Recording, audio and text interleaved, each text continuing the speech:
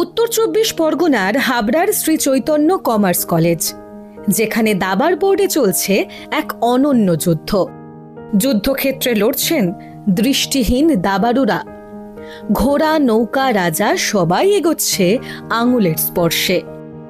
দৃষ্টিহীন এই দাবাড়ুরাই যেন প্রমাণ করছেন বোর্ডের ৬৪টা ঘর সবার জন্যই সমান। চোখে দেখতে পাচ্ছেন না, এটা কিন্তু আপনি মানে ইট ইজ অ্যামেজিং একটা মুভমেন্ট। ওনারা সমস্ত কিছু কিন্তু এই স্পর্শ করে করেই সমস্ত গুটিকে বারবার ধরে টাচ করে করেই কিন্তু ওনারা বুঝতে পেরে যাচ্ছেন এবং তার সঠিক মূল্যায়ন করছেন, কোথায় কোন জায়গায় দিতে হয়। এটা খুব একটা কি বলবো, একটা অ্যামেজিং মুভমেন্ট ফর আস।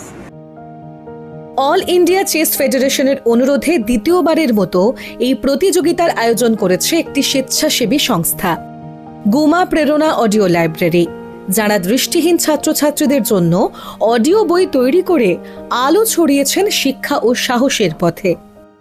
গুমা প্রেরণা অডিও লাইব্রেরি আমরা সবসময় দৃষ্টিহীনদের এগিয়ে যাওয়ার জন্য সমস্ত কাজ করে, যেমন অডিও বই চাকরির জন্য দিয়ে থাকি।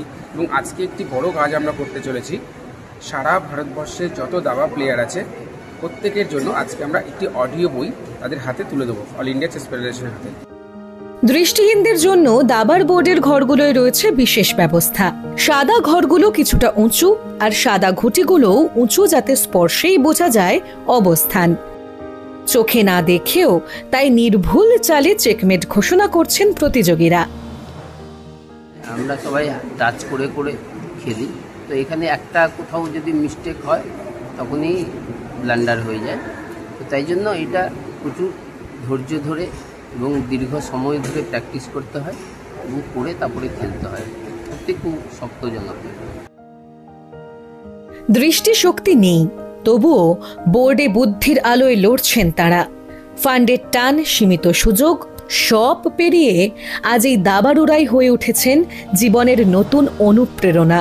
দাবার বোর্ডের এই ৬৪টা ঘর এখন শুধু খেলাঘর নয়, এখানেই দৃষ্টিহীন যোদ্ধারা লিখছেন নিজের জয়ের কাহিনী, নিজের আলোয় আলোকিত করছেন পুরো পৃথিবীকে।